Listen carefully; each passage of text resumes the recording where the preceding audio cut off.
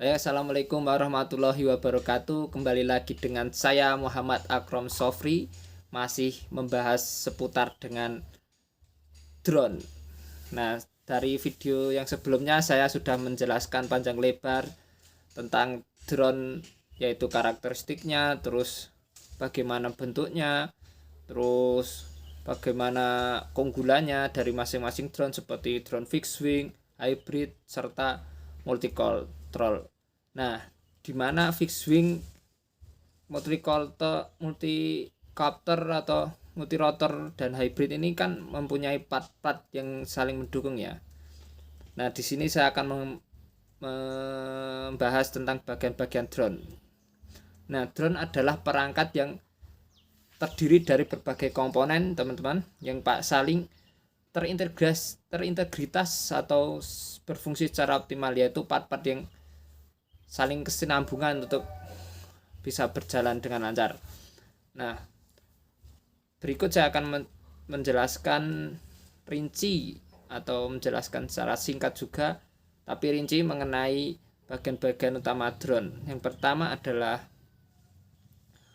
flight controller. Nah, flight controller ini adalah otak dari drone ya teman-teman, yang berfungsi mengendalikan semua aspek dalam drone penerbangan. Nah, komponen ini seperti mengatur kecepatan putaran motor yang untuk menjaga stabilitas dan ketinggian drone juga.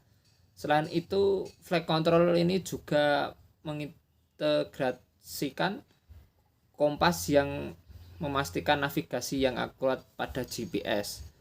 Ada juga selain yang kedua, itu adalah motor, teman-teman. Tadi kan flight controller yang menggerakkan motor, dan sekarang adalah motor. Motor ini berfungsi sebagai penggerak utama ya, yang memungkinkan drone ini untuk terbang.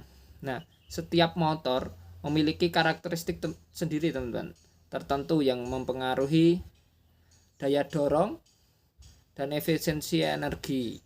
Nah, pilihan motor ini disesuaikan dengan kebutuhan spesifik dari drone sendiri ya, seperti ukuran dan berat.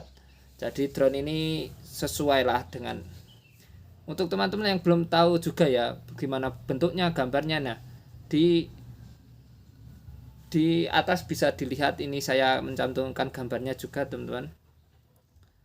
Yang ketiga, selain ada motor terus flight control, ada ESC.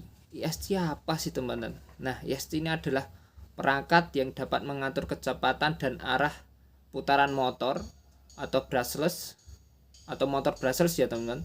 ESC juga dapat mengubah tegangan DC dari baterai AC 3 fase yang diperlukan oleh motor. Nah, komponen ini penting pada motor dan memastikan kinerja optimal selama penerbangan. Kita lanjut ya, bagian-bagian drone yang masih banyak ya teman-teman. Sebetulnya ada yang keempat adalah propeller.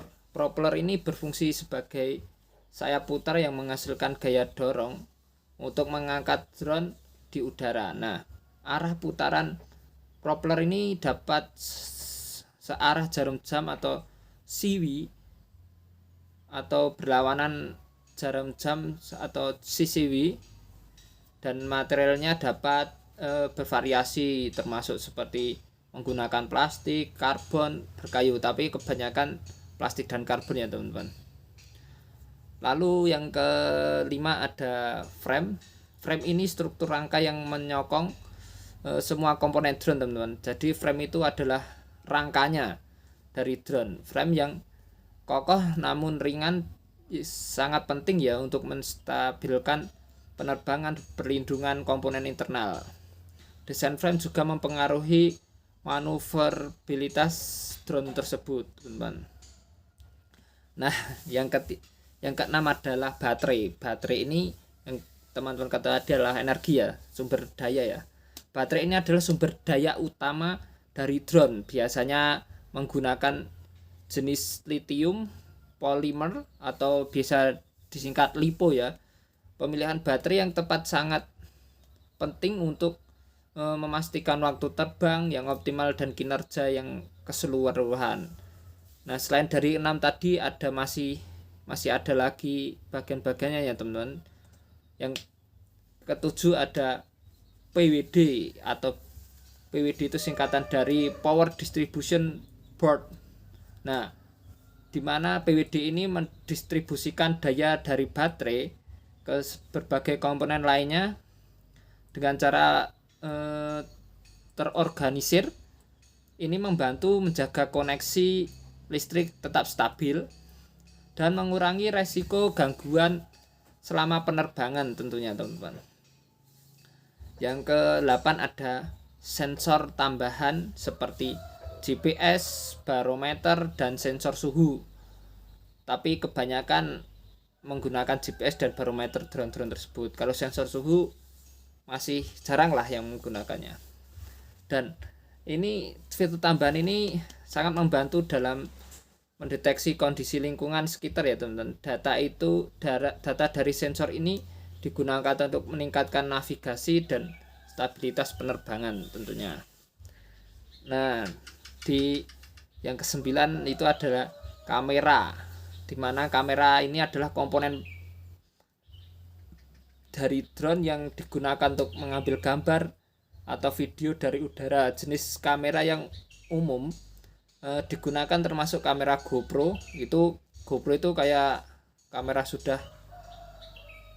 drone-drone ini booming dulu ya, dan atau mirrorless. Nah, yang mampu menghasilkan gambar, yang penting itu kamera yang mampu menghasilkan gambar yang berkualitas tinggi ya teman-teman. Karena kalau tidak kamera yang berkualitas tinggi, pengambilan gambar dari udara itu memungkinkan akan tidak bagus hasilnya.